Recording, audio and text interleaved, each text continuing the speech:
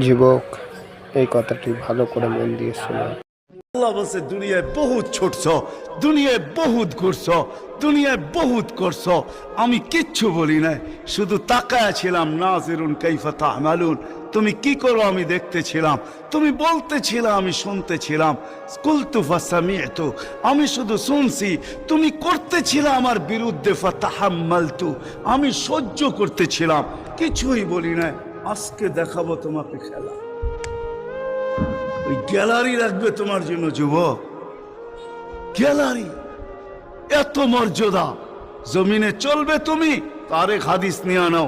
জমিনে চলবে, আল্লাহ তোমাকে দেখায় দেখায় উপর থেকে বলবে লাউলা ইয়া শাবাব, ও যুবক তুই যদি জমিনে না থাকতি, লাউলা শাবাবা খুশা, ওই যুবক যদি জমিনে না থাকতো, যারা আল্লাহর ভয়ে নিজেকে লজ্জাপতির মতো গুটায় আনিছে। আজান শুনতে দেরি, মসজিদের দিকে দৌড়াইতে দেরি হয় না, আল্লাহর হুকুম সামনে আসতে দেরি, পুরা করতে দেরি করে না, নবীর তরিকার বিরুদ্ধাচারণ করে না। এইখানে একজন যুবকও পাওয়া যাবে না। চুল তো প্রতি মাসে কাটে, প্রতি মাসে না কাটক 2 মাস অন্তর কাটে, 2 মাস অন্তর না কাটক 3 মাস অন্তর কাটে, 3 মাস অন্তর না কাটক 6 মাস অন্তর কাটে, 6 মাস না কাটক 2 ঈদে তো কাটেই কাটে। কিন্তু একজনও যুবক এখানে পাওয়া যাবে না যে সেলুনে যায় বলছে যে এই 12ই রবিউল আউয়াল আসতেছে। একজন যুবকও পাওয়া যাবে না। হয় আমি কোনো মতবাদের কথা বলতেছি না, একজন যুবক পাওয়া যাবে না যে সেলুনে যায় বলবে, নবগঞ্জ বাজারে যায় বলবে, বা মাদায়া যায় বলবে, বা কুমিল্লা বলবে, বা যেই কোনো সেলুনে যায় বলবে যে তোমার এখানে চুল কাটার বড় ডিজাইন আছে, সমস্ত ডিজাইন আজকে সরাও, আজকে আমি আসছি, আমাকে আমার নবীর তরিকা মতে চুল কাটা দাও। একজন যুবক এখানে পাওয়া যাবে না। যেই যুবক জীবনে বলছে যে আমাকে নবীর তরিকা মতো আজকে চুল কাটা দাও, আজকে কোন স্টাইল না, মুহাম্মদুর রাসূলুল্লাহর স্টাইল। যদি বলে তুমি এই স্টাইলে চুল কাটবে কেন, বলছে চুল কাটা দিয়ে জান্নাতে যেতে চাই। হ্যাঁ হ্যাঁ, সত্য এটাই। হাদিসে আছে মান তামাসসাকা বিসুন্নতি ইনদা ফাসাদি উম্মতি। তামাসসাক বুঝেন? আগে গ্রামগঞ্জে ছিল শাখো, শাখো চিনেন? কয়টা বাঁশ দিয়ে বানাইতো? একটা বাঁশ দিয়ে, ঠিক না? আর উপরে বান্ধা দিত আরেকটা বাঁশ, ঠিক না? দুর্বল মানুষগুলো ওটা দৌড়া দৌড়া পার হইতো, ঠিক না? আর শহরের মানুষ আসলে আগের থেকে পাও কাঁপা শুরু হইতো, কেন তো পার্ক হওয়ায় অভ্যস্ত না, ঠিক না? কি বলেন? 6 জনে মিলা পার করতো, ঠিক না? উপরের বাঁশটা কেন বাঁধা হয়েছে? এই জন্য বাঁধা হয়েছে যে যদিও সাকর থেকে পাও পিছলায় চলে যায়, তাহলে তুমি যেন বাঁশটা দৌড়া লটকায়া থাকতে পারো, দূরের থেকে কেউ দেখা এসা ছুঁইটা তোমাকে ওইখান থেকে উঠাইতে পারে, পানির ভিতরে তুমি না পড়ো। আল্লাহর রসুল বলে একটা সময় আসবে, কোন উম্মত যদি আমার একটা সুন্নত ধরে এরকম লটকায় থাকে, তো আল্লাহর রসুল বলে তাকে 1 শহীদের না 100 শহীদের সওয়াব দেওয়া হবে। জান্নাতে যাওয়ার জন্য 1 শহীদের সওয়াবই যথেষ্ট, এইখানে 100 দেওয়া হবে। এই জন্যই হাদিসের শব্দ আসছে মান তামাসসাকা বিসুন্নতি, যে আমার একটা সুন্নত ধরে লটকায়া থাকবে। যুবক যদি ভাবে যে কোনো সুন্নতই তো আদায় করতে পারতেছি না, না পরিবেশের জন্য পারতেছি, না দুনিয়ার জন্য পারতেছি, কোনোভাবেই পারা সম্ভব না, আমিও জানি পারা সম্ভব না, সবগুলোর উপরে আমল করা যাবে না।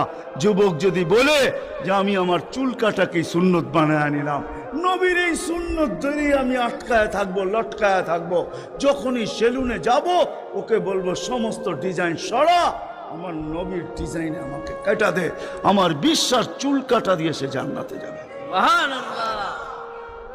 চুল কাটা দিয়া একজনও পাওয়া যাবে না, আরেকটা বললেও পাওয়া যাবে না।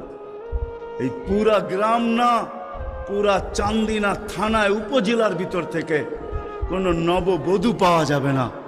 পাওয়া যাবে চান্দিনার গ্রামে গ্রামে এখন বিউটি পার্লার আছে না? নাই?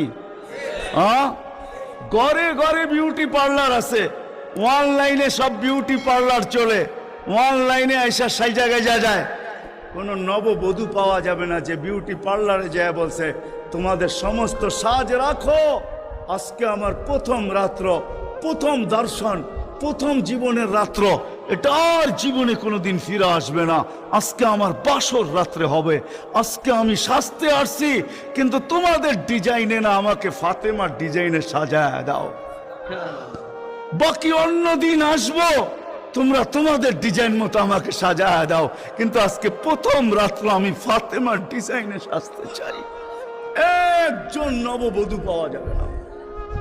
কি বলেন? চলে তো যাব, আমি কথা শেষ জায়গায় চলে আসছি। চলে তো যাব।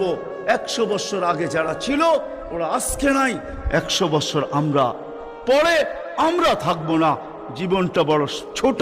আল্লাহর রসুল বড় দয়া দিয়ে আমাদেরকে বুঝাইতে চেষ্টা করছেন, উম্মত হেলায় হারায়ও না, ওই জীবনটাকে হেলায় হারায় দিও না, ওটাকে গ্রহণযোগ্যতা পর্যন্ত পৌঁছাও, গ্রহণযোগ্যতা পর্যন্ত পৌঁছাও। কিয়ামতের দিন আমি যেন তোমাদেরকে নিয়ে গৌরব করতে পারি। জিজ্ঞাসা করেন, হাদিসে আছে, আল্লাহর রসুল আমাদের কাছে দরখাস্ত রাখছে, এরকম হয়ে আইসো যে আমি কিয়ামতের দিন তোমাদেরকে নিয়ে গৌরব করতে পারি। এরকম নিয়ে আইসো না যে আমি কিয়ামতের দিন তোমাদের বিরুদ্ধে চলে যাই। আমি যদি বিরুদ্ধে চলে যাই তো আল্লাহও চলে যাবে। আমি দুনিয়ার বাস্তব হায়াত, কোরআনের আয়াত দেখাইতেছি। এইখানে হাজি পাওয়া যাবে 2-4 জন, বেশিও পাওয়া যাবে। কি হজ করছেন আপনি? হ্যাঁ, হজ করছেন? আলেম ওলামাও পাওয়া যাবে, হাজি পাওয়া যাবে না? পাওয়া যাবে না? হজ করছেন? হ্যাঁ, উমরায় গেছেন? নাহলে উমরায় যাওয়া পাওয়া যাবে। মদিনা মুনাওয়ারা যাওয়ার পরে রওজায় একটা আয়াত লেখা আছে, রওজার উপরে কোরআনের আয়াত, ফাইন জাউকা, বন্ধু আপনার কাছে যদি আপনার উম্মত আসে, ওয়াস্তাগফারাল্লাহ, আর আল্লাহর কাছে যদি মাপ চায়, ওয়াস্তাগফারা লাহুমুর রাসূল, আর আপনি যদি একটু ইশারা করে দেন, লাওয়াজাদুল্লাহ তাওয়াবার রহিমা, তো আমি আল্লাহ মাফ করে দিব, দ্বিধা করব না। কত কথা! দুনিয়াতে যে রসুল, যার কাছে যে মাপ চাওয়ার পরে আল্লাহ গ্যারান্টি দিতেছেন, আয়াতটা লেখা আছে রওজার উপরে।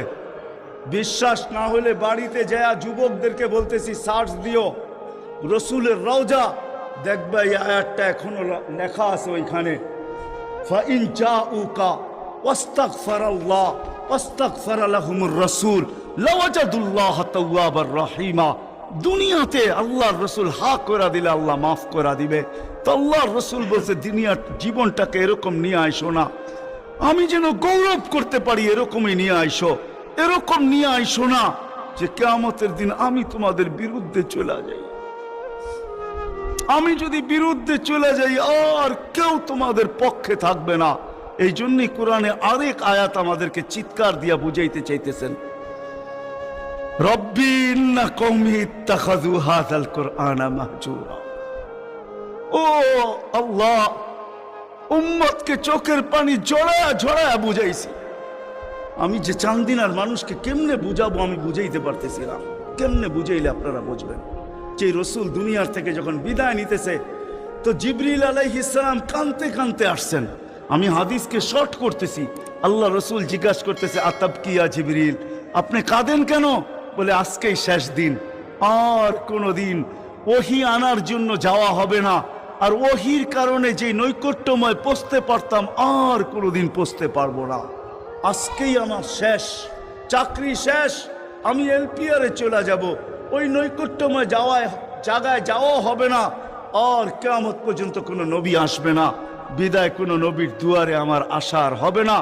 আজকেই শেষ বিদায়। এলপিআরে যাইতে চলছি। 1,313 জন রসুলের কাছে আমার আনাগোনা ছিল, এই জন্য আমার চোখের পানি। তারপরে জিবরিল প্রশ্ন করছে, ওয়াতাবকি আনতা, আপনি কেন কাঁদেন? আমারটা তো জবাব দিলাম, আপনি জবাব দেন। তো চোখের পানি আরো বেড়ে গেছে। বলতেছে জিবরিল, এক প্রশ্নের জবাব এখনো বাকি। বলছে, সেই প্রশ্ন কি? বলে, ফামাল্লি বাদিলি উম্মতি, আমার পরে আমার উম্মতকে কে দেখা রাখবে? মিকাইল আলাইহিস সালাম, কেন আল্লাহ রসুল যেদিন ভূমিষ্ঠ হন, যেদিন জন্ম নেন, যেদিন দুনিয়াতে পা রাখেন, তো মিকাইল আলাইহিস সালামকে আল্লাহ বডিগার্ড হিসাবে নির্ধারণ করেন যে তুমি আমার বন্ধুর বডিগার্ড।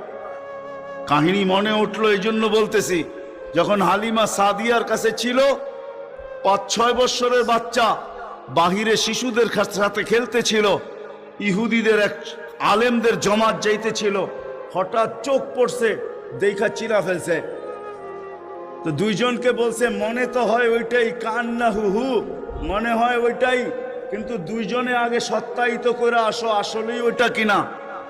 তো দুইজন আইসা আল্লাহ রসুলকে উল্টায় পাল্টায় দেখছে, দেখা যায় বলছে, আল্লাহি ইন্নাহু হু, এটাই ওইটা, এটাই ওইটা যাকে আমরা তালাশ করতেছি। বলছে, তোমরা যদি স্বীকৃতি দাও এটাই ওইটা। বড় দক্ষ লোক আইসা দেখছে, পিঠের কাপড় উঠায় দেখছে, উল্টায় দেখছে, পাল্টায় দেখছে, যা বলছে স্বীকৃতি দিছে এটাই ওইটা। তো বলছে, দুইজনকে নির্ধারণ করো, যা কতল করে দেখ। কেননা নবী আমাদের ভিতর থেকে আসে নাই, আমরা অকেপ্পায় ছিলাম। কেননা আমরা নবীর বংশধর, নবীর সন্তান, আমরা বনি ইসরাইল, আমাদের ভিতর থেকে আসবে, আমরা অপেক্ষায় ছিলাম, আসে নাই। এই ছোট অবস্থায় কতল করো। যখন দুইজন আগে বাড়ছে, তো মিকাইল আলাইহিস ইসলাম উপরে উঠে নিয়ে গেছেন, গায়েব করে ফেলছেন। 1% ওদের সন্দেহ ছিল।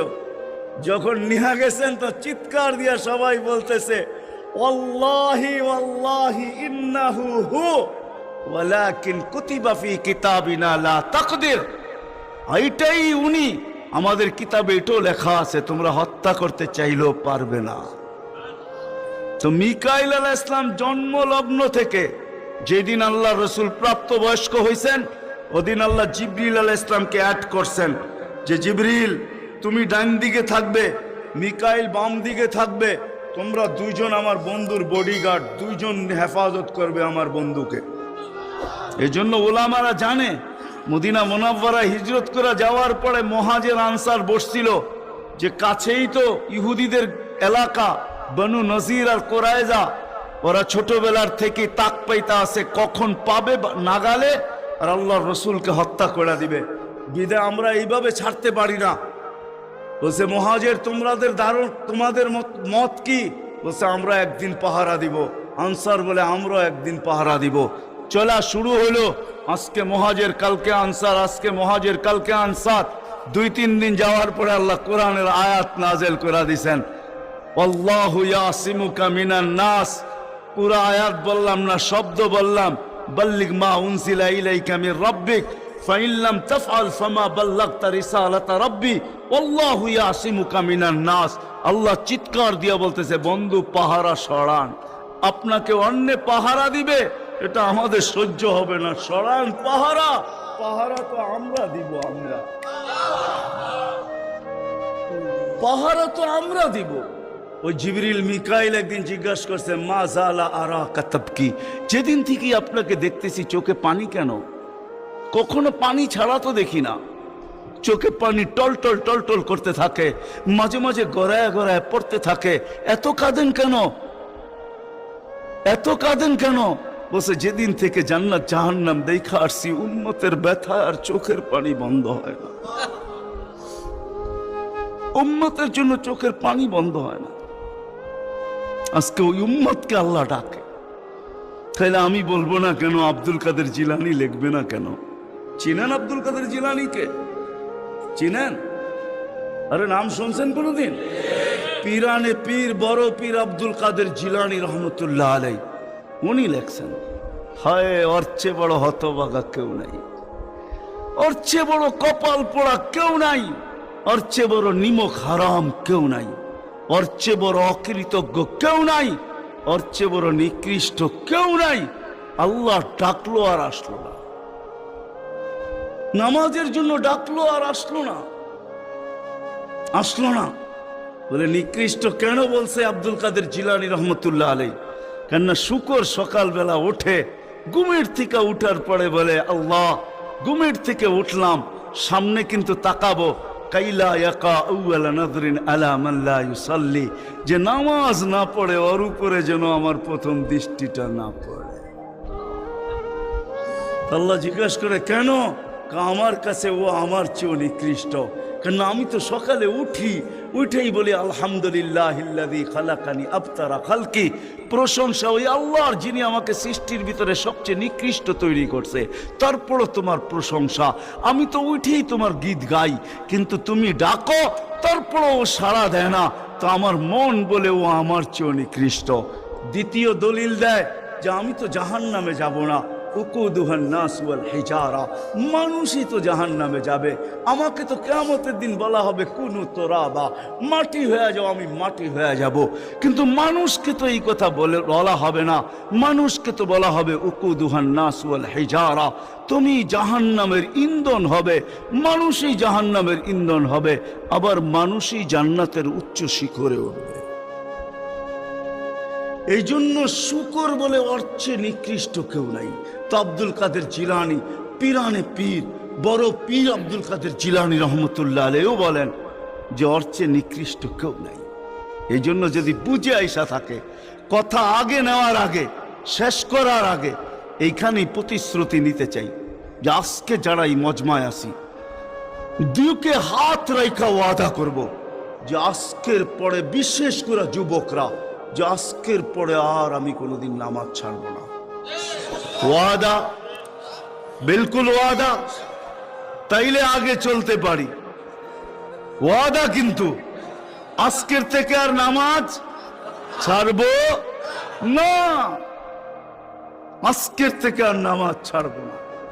হায় আস-সাজিদু ইয়াসজুদু আলা কাদামাইর রহমান, সেজদাকারী আল্লাহর কুদরতি। আলী রাদিয়াল্লাহু তাআলা আনহু বলছেন, তুরিদু আন তাতাকাল্লাম মা আল্লাহ, তুমি চাও আল্লাহর সাথে কথা বলবে? হায় হায়, আমি তো বলি মুসা আলাইহিস সালাম কথা বলতে গেলে 4টা শর্ত ছিল। 4টা, কয়টা? তুর পাহাড় হইতে হবে, এছাড়া কথা বলতে পারতেন না। কি ওলামা বলে, কি সত্য না মিথ্যা? হ্যাঁ হ্যাঁ, না ঘরে বয়া বয়ে বিছনায় কথা বলতে পারতেন? তুর পাহাড় হইতে হইতো, গেলেই জুতা খুলতে হইতো। সময় নির্ধারিত ছিল, কি ছিল? এই সময় আসলে কথা হবে, নাইলে হবে না।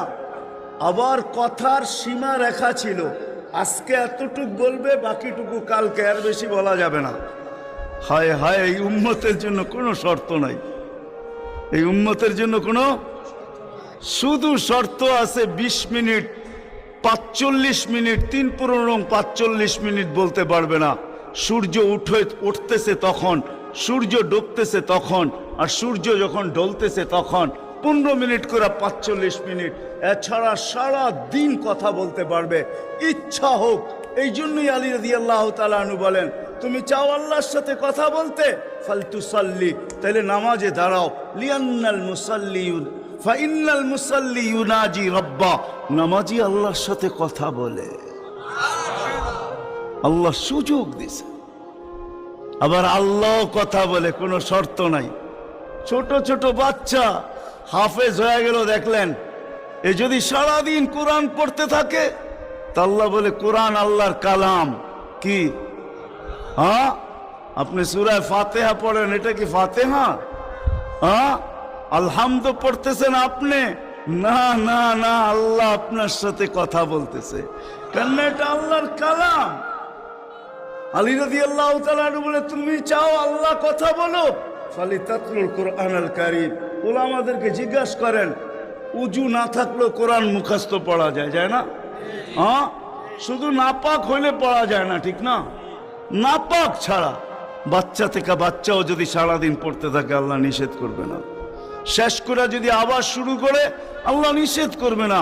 আল্লাহ বলবে, তুই এক সময় ক্লান্ত হয়ে যাবি, কিন্তু আমি কথা বলতে বলতে ক্লান্ত হব না, আমি তো বলতেই থাকবো। বিদায় মেরে দোস্ত, আজকের থেকে নামাজ ছাড়বো না, পাক্কা ওয়াদা।